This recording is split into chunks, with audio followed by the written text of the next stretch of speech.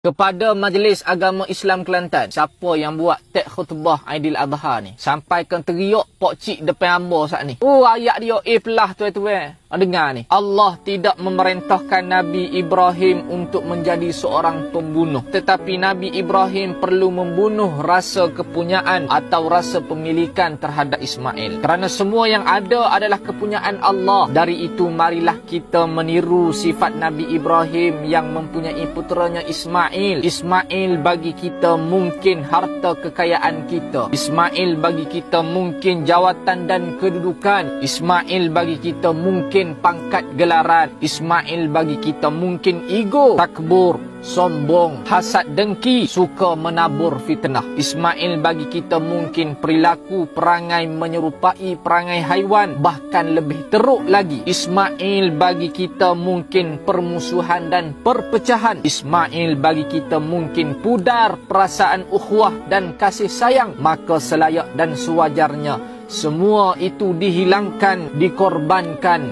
disembelih agar ia mati tidak lagi berada dalam diri kita, dalam kamus kehidupan kita.